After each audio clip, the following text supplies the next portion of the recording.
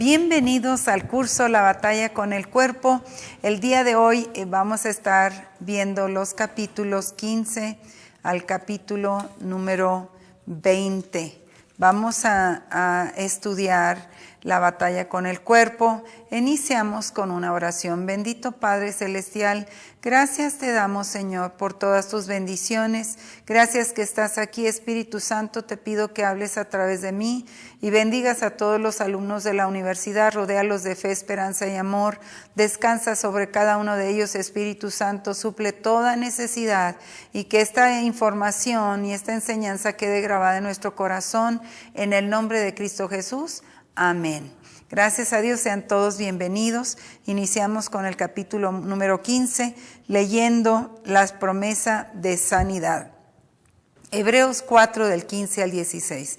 ¿Qué dice la palabra en Hebreos 4, 15 al 16? Dice lo siguiente: entonces les mandaron que saliesen fuera del Sanedrín y deliberaban entre sí diciendo: ¿qué hemos de hacer con estos hombres? Porque de cierto es evidente a todos los que habitan en Jerusalén que una señal notable ha sido hecha por medio de ellos y no lo podemos negar. Saben, aquí estaban los apóstoles que fueron discípulos del Señor Jesucristo, más sus discípulos, ellos ejercían los dones de sanidad. Cristo los envió para sanar a los enfermos. Y recuerden que Cristo envió a los 12 a practicar, a sanar, a llevar el evangelio a la gente. Y dijo: no necesitas estar preparación en cuanto a dinero, en cuanto a equipaje. Tú ve, yo voy a proveer para ti.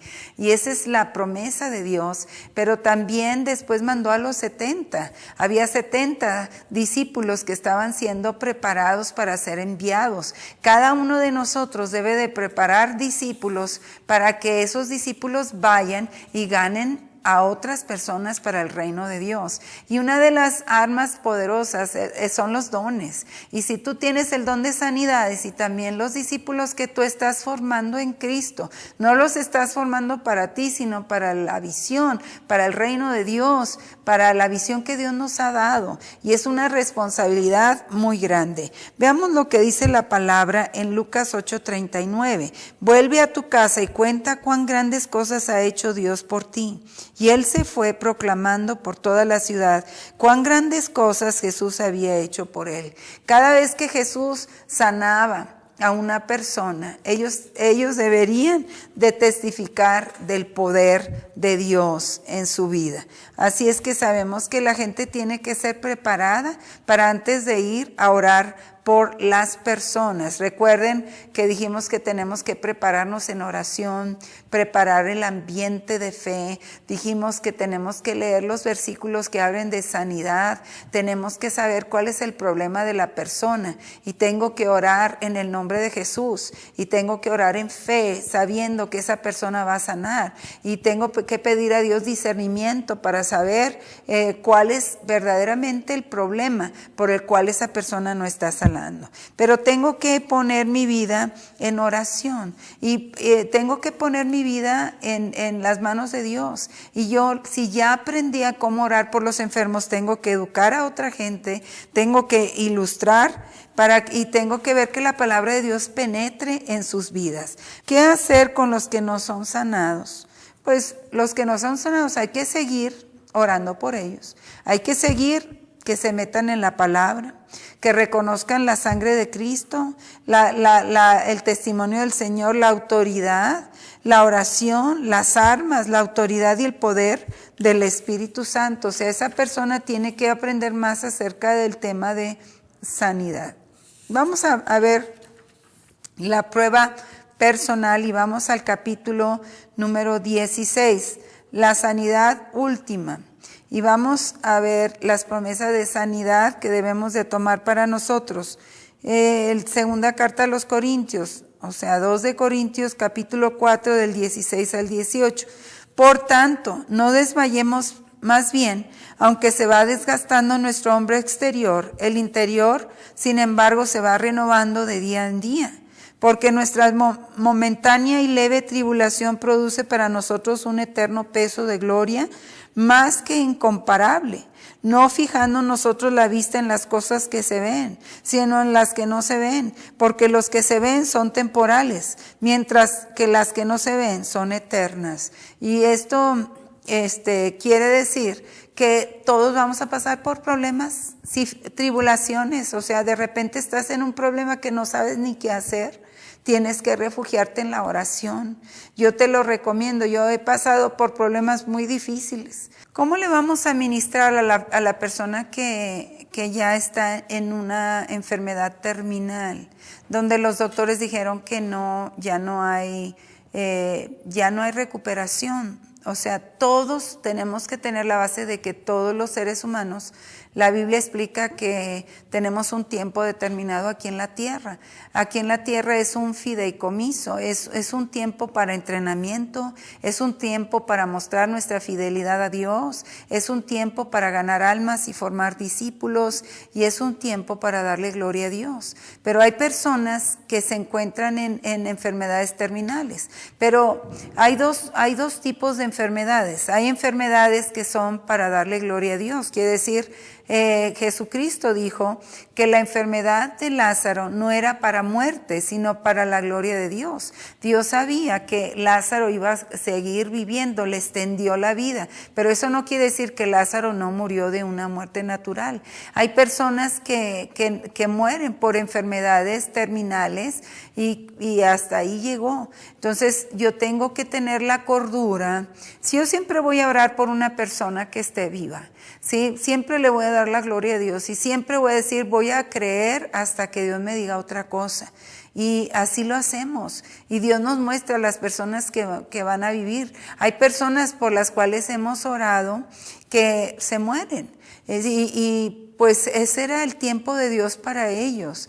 Era en enfermedades para muerte. Pero hay personas que han tenido enfermedades tremendas. Yo recuerdo Danny Mills, cuando todas las congregaciones y gente en el radio oró por Danny Mills, que era uno de nuestros presidentes de Amigos de Fe en el pasado. Y nosotros lo queríamos, lo amábamos y nos pusimos a orar. Y yo puse a miles y miles de personas a orar por Danny Mills. Y los niños de aquí, los pastores, también mandamos mensajes. Yo fui al hospital de especialidades allá en Houston. Mi esposo y yo estuvimos ahí. Yo me hinqué ahí donde estaba su cama y no se le podía ni tocar. Ya lo iban a desconectar. Se murió una vez y resucitó y bueno, ya todo el mundo lo daba de que se iba. Pero Dios tenía otros planes para él y Dios le dejó vivir y le alargó la vida. Y esto era una profecía de nuestros pastores Lonnie y Carolyn Harris. Ellos profetizaron que Dios les tendría más vida y él le va a dar gloria a Dios. Yo sé que su vida le dará gloria a Dios, pero vimos cómo algunos mueren y otros viven. Pero cuando a una persona Dios lo deja es por un propósito, es para la gloria de Dios.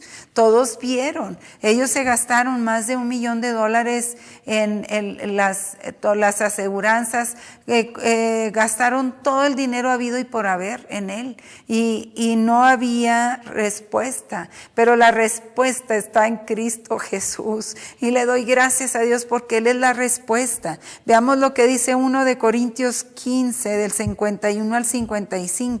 He aquí os digo un ministerio, no todos dormiremos, pero todos seremos transformados en un instante, en un abrir y cerrar de ojos, a la trompeta final, porque sonará la trompeta y los muertos serán resucitados sin corrupción y nosotros seremos transformados, porque es necesario que esto corruptible sea vestido de incorrupción y que esto mortal sea vestido de inmortalidad. Y cuando esto corruptible se vista de incorrupción y esto mortal se vista de inmortalidad, entonces se cumplirá la palabra que está escrita: sorbida es la muerte en victoria. ¿Dónde está muerte tu victoria? ¿Dónde está muerte tu aguijón? Sí, Después leemos Salmo 116, 15. Hay gente que va a fallecer y no por eso Dios no los ama. Dios tiene un tiempo. Cuando mi papá falleció, yo lo amaba tanto, lo quería mucho a mi padre. Para mí era un ejemplo, un gran ejemplo en todas las preguntas que yo tenía espirituales. Yo se las hacía, él oraba por mí.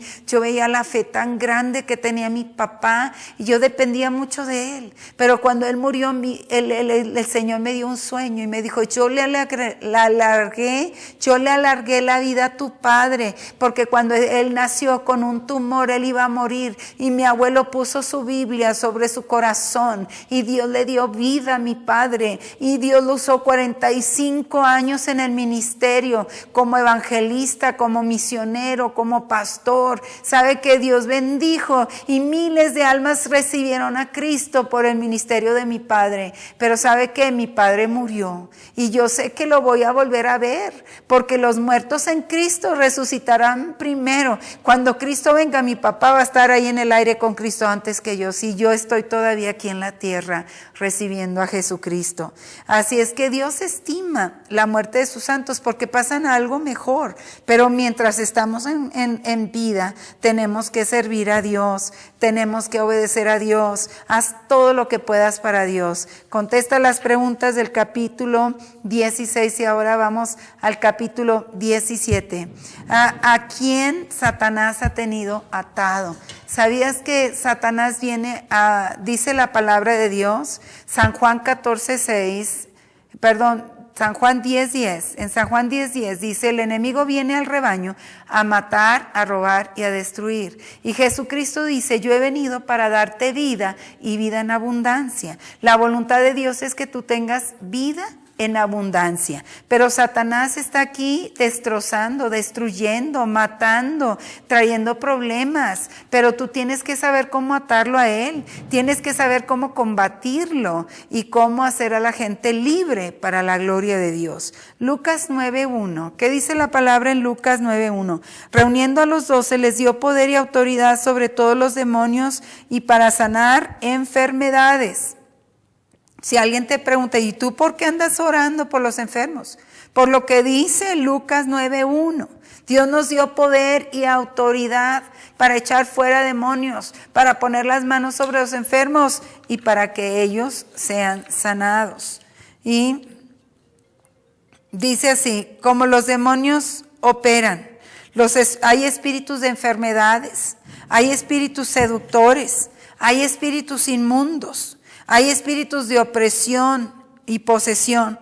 Y los demonios pueden afectar a los creyentes, ¿sí? Si les abrimos la puerta, ellos entran. Y ellos son influencia negativa en nuestra vida, en la enfermedad, en la mente.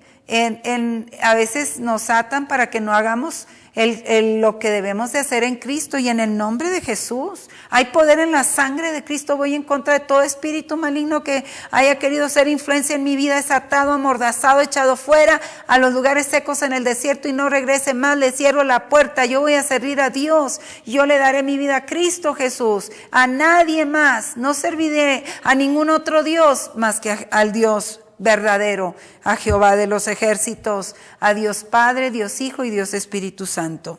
Muy bien, entonces nosotros, ¿cómo sabemos que los demonios ganan en muchas personas el control?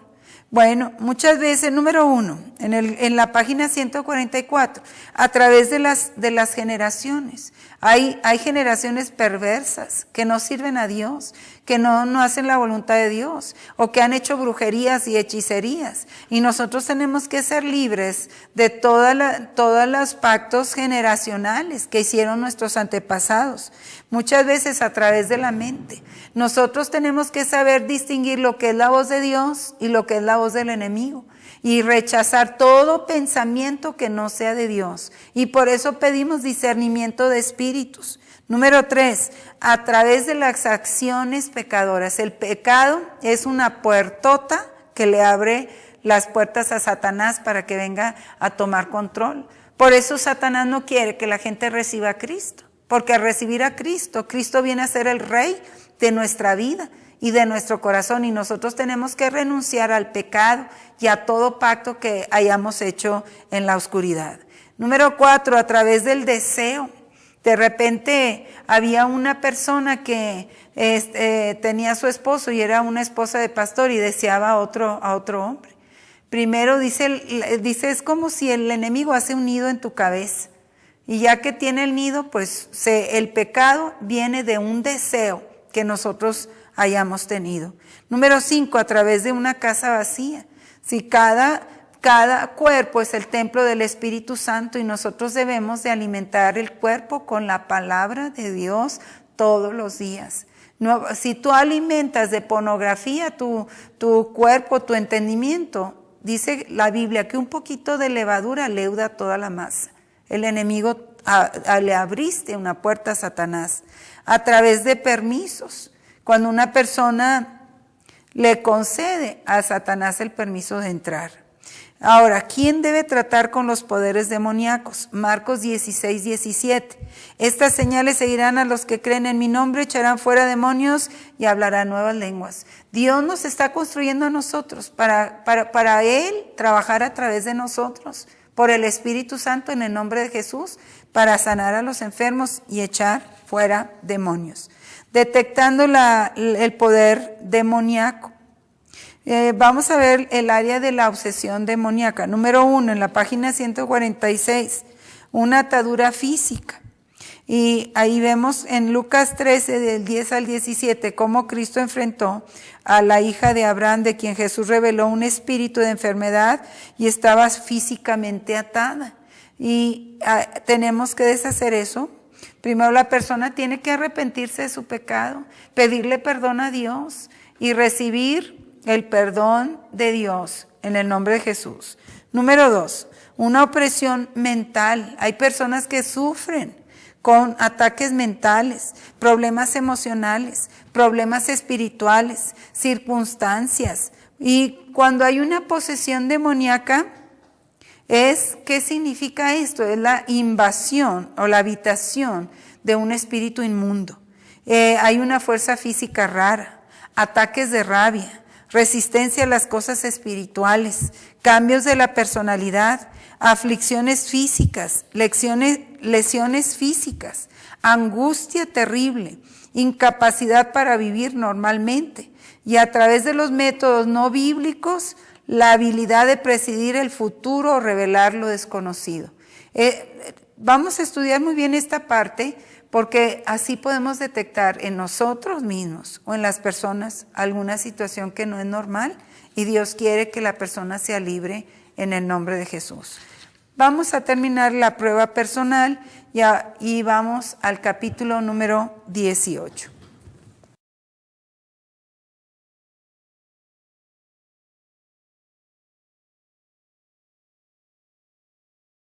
Sanar, a llevar el evangelio a la gente y dijo, no necesitas estar preparación en cuanto a dinero, en cuanto a equipaje, tú ve, yo voy a proveer para ti y esa es la promesa de Dios. Pero también después mandó a los 70, había 70 discípulos que estaban siendo preparados para ser enviados. Cada uno de nosotros debe de preparar discípulos para que esos discípulos vayan y ganen a otras personas para el reino de Dios. Y una de las armas poderosas son los dones. Y si tú tienes el don de sanidades y también del Sanedrín, y deliberaban entre sí diciendo, ¿qué hemos de hacer con estos hombres? Porque de cierto es evidente a todos los que habitan en Jerusalén que una señal notable ha sido hecha por medio de ellos y no lo podemos negar.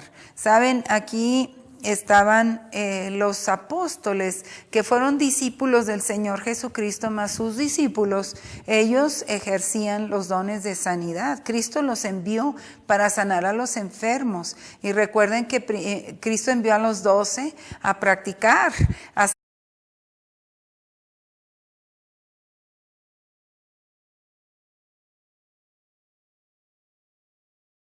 Bienvenidos al curso La batalla con el cuerpo.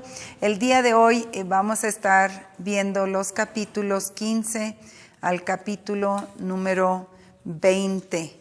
Vamos a estudiar la batalla con el cuerpo. Iniciamos con una oración. Bendito Padre Celestial, gracias te damos, Señor, por todas tus bendiciones. Gracias que estás aquí, Espíritu Santo. Te pido que hables a través de mí. Bien, los discípulos que tú estás formando en Cristo, no los estás formando para ti, sino para la visión, para el reino de Dios, para la visión que Dios nos ha dado. Y es una responsabilidad muy grande. Veamos lo que dice la palabra en Lucas 8:39. Vuelve a tu casa y cuenta cuán grandes cosas ha hecho Dios por ti. Y él se fue proclamando por toda la ciudad cuán grandes cosas Jesús había hecho por él. Cada vez que Jesús sanaba a una persona, ellos deberían de testificar del poder. Y bendigas a todos los alumnos de la universidad, rodéalos de fe, esperanza y amor. Descansa sobre cada uno de ellos, Espíritu Santo, suple toda necesidad y que esta información y esta enseñanza quede grabada en nuestro corazón, en el nombre de Cristo Jesús. Amén. Gracias a Dios, sean todos bienvenidos. Iniciamos con el capítulo número 15, leyendo las promesas de sanidad. Hebreos 4, del 15 al 16. ¿Qué dice la palabra en Hebreos 4, 15 al 16? Dice lo siguiente: entonces les mandaron que saliesen fuera de